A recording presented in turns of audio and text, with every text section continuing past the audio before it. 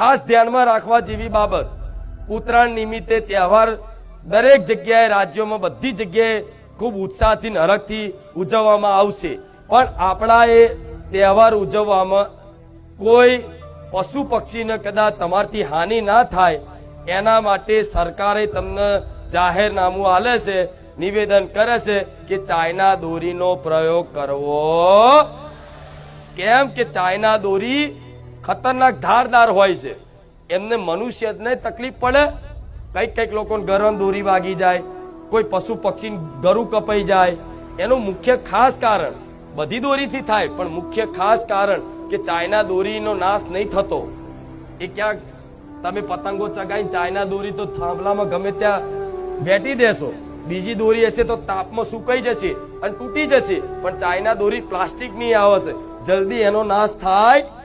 और ક્યાંક કોઈ પતંગ ચગાવી કોઈ થાંભલા પર ચાઇના દોરી છે, ધાબા પર ચાઇના દોરી પડી છે, હવે એ જગ્યાએ કોઈ પક્ષી કદાચ બેસે અને એનો પગ ફસાયો અને પક્ષી તડપી તડપીને મરશે તો જે ચાઇના દોરી વેચાણ કર્યું હશે, જેને ચાઇના દોરી ખરીદ કરી હશે, એ બધાને એનું પાપનું ફળ ભોગવવું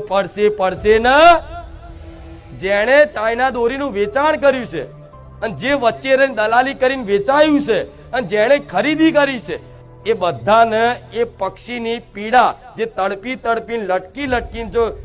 ભૂખથી તરસથી જેમ કે લટકી જાય એટલે એને કોઈ ખબર ના હોય તમને કે કોઈ કબૂતરાનો પગ ફસાયો છે, તે અઠવાડિયા સુધી તરસ્યું ભૂખ્યું તડપથી તડપીને મરે, તે તડપી તડપીને મરે તો એના ગુનેગાર ક્યાંક ને ક્યાંક ચાઇના દોરી લાવવા વાળા અને વેચવા વાળા બને ને. તો તમને મારે પુનદાન કરવા શીખવાડું તો આવા અપરાધ ના થાય એનું ધ્યાન રાખજો. નહીં લાવો ચાઇના, હા એનું કારણ છે. અને કોઈ પશુ પક્ષીનું રોજ તમને પુનદાન કરાવું છું અને એક દાડો ચાઇના દોરી લાવી અને તમારથી ક્યાંક ચાઇના દોરી કોઈ પક્ષીને વાગી અને ગરું કપાઈ ગયું તો બધું પુનદાન